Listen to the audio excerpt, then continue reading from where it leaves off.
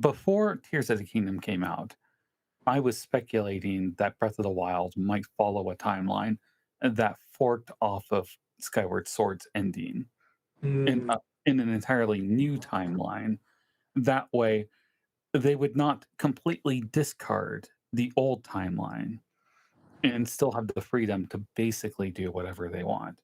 mhm. I feel like with Twilight or with Tears of the Kingdom at this point, they've basically undone the connections to Skyward Sword that were ambiguously there in Breath of the Wild.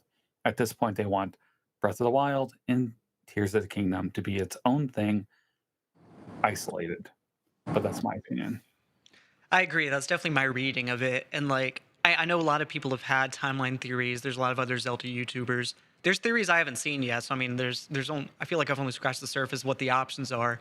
But I've already talked to some people, and I know there's all kinds of theories where people are trying to figure out Tears of the Kingdom story, and it's like, can this still work in the timeline?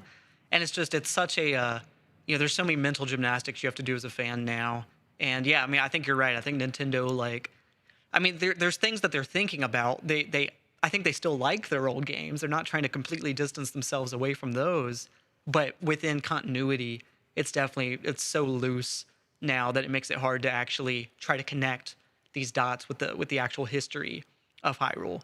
Um, it makes it tough to theorize about things, but I also think that it's like with that in mind, it's like, well, I'm just not factoring Breath of the Wild and Tears of the Kingdom into my theories now anymore, really. Mhm. I've basically when it comes to making theories about Breath of the Wild and Tears of the Kingdom, I take them on their own merit and try not to connect it unless I'm specifically pointing out how this conflicts and they cannot be canon to the old games. Mhm. For example, a good one that I like to bring up is a lot of people like to say that the cloud barrier is in place at the start of Tears of the Kingdom, and that's why the Zonai Sky Islands could not be seen. Ah. And people also like to claim that at the end of the tutorial, when the light dragon comes up through the clouds, that it is Zelda dispelling the sky barrier.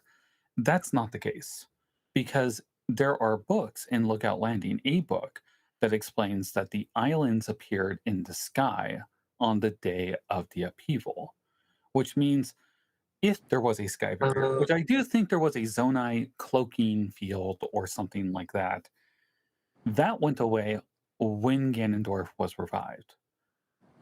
The light dragon coming up out of the clouds is not getting rid of the Hylian sky barrier from Skyward Sword.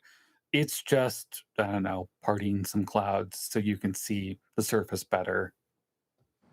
But Mhm. it's things like that that a lot of people take for granted or just seem to be assuming aspects of the base timeline have to exist in Tears of the Kingdom, when really you should be looking at it the other way, or you should be assuming this is its own continuity until you find something that absolutely connects it, of which there currently is very little.